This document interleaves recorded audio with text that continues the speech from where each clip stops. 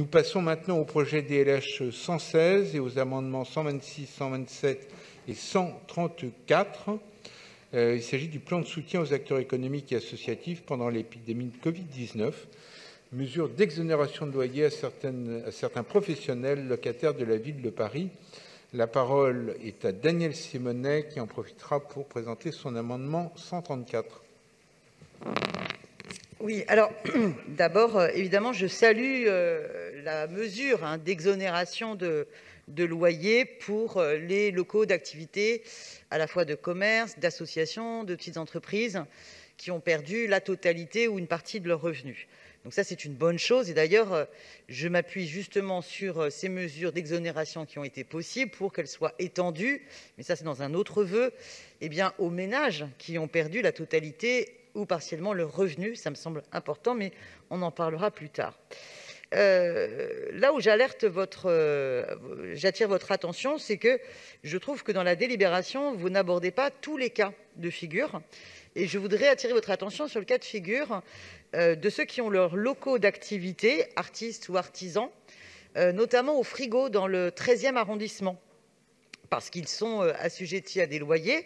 Alors, certes, ils sont dans des situations particulières parce qu'ils n'ont pas forcément été empêchés de travailler, même si pendant la période du confinement, le fait de se déplacer il n'était pas si évident que cela pour rejoindre leurs locaux d'activité.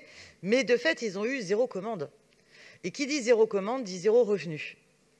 Et si on ne leur applique pas l'exonération de loyer et qu'on leur applique, par exemple, un échéancier de remboursement, ils sont dans une situation, ils étaient déjà pour la plupart d'entre eux dans une situation de précarité. Et pour certains, avec des problématiques d'impayés de loyer, on parle bien de locaux d'activité. Je veux dire, ce n'est pas en étalant qu'ils vont tout d'un coup y arriver. Certains, peut-être, auront la bonne surprise d'avoir des bonnes commandes. Mais enfin, pour certains, pour la plupart, la précarité, elle était déjà antérieure au Covid et elle s'est aggravée par carrément 0 commande, 0 entrée. Donc, je souhaiterais, à travers l'amendement que je présente, que les activités des frigos soient bien prises en compte dans la délibération et aussi qu'on fasse attention, c'est-à-dire que là, vous conditionnez l'octroi des exonérations à ceux qui n'ont pas d'arriérés. Moi, je pense qu'il faut quand même regarder au cas par cas, parce que ceux qui sont justement dans une situation de difficulté et donc en arriéré, on ne va pas leur infliger la double peine et ne pas leur faire bénéficier des exonérations. Ça ne tient pas la route, ce n'est pas cohérent. Donc voilà, je pense que vous aurez compris l'esprit de cet amendement. Je n'ai pas eu de retour sur cet amendement, donc j'espère qu'il est pris en compte. Je pense important qu'on marque notre soutien aux artistes et aux artisans, et donc typiquement les artistes et artisans des frigos. Je vous remercie. Beaucoup pour cette présentation. Je donne la parole à Yann Brossat pour répondre aux intervenants. Monsieur le maire, chers collègues, vous le savez, la crise du Covid-19 touche très durement les acteurs économiques, associatifs et culturels de notre ville. Dès le début de la crise, nous nous sommes mobilisés pour venir en aide à celles et ceux qui en avaient besoin dans l'urgence.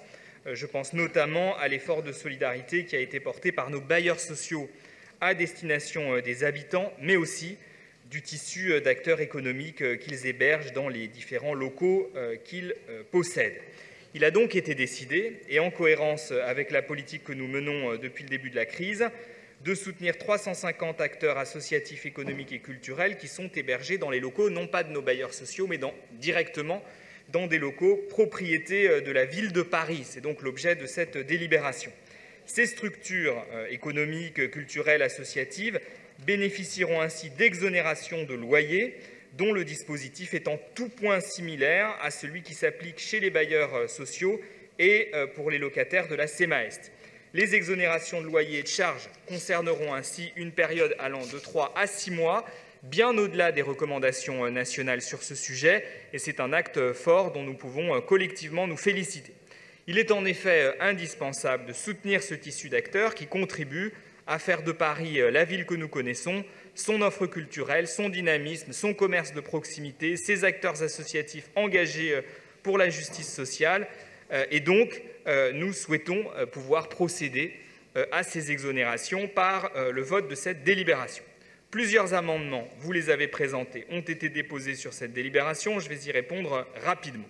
Concernant l'amendement 126, vous mettez en cause de manière globale le plan de soutien. Je demanderai donc un retrait de ce vœu.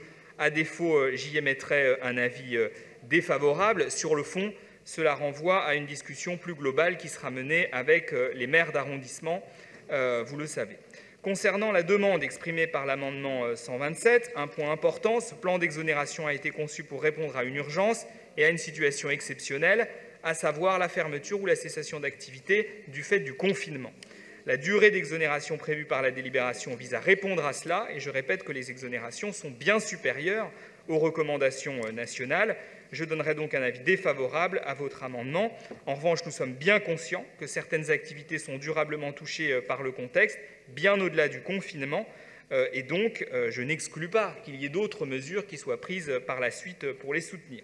Un troisième amendement, le 134, déposé par Daniel Simonet, revient sur la situation précise d'un des locataires de la ville, les frigos, qui est concerné par la délibération.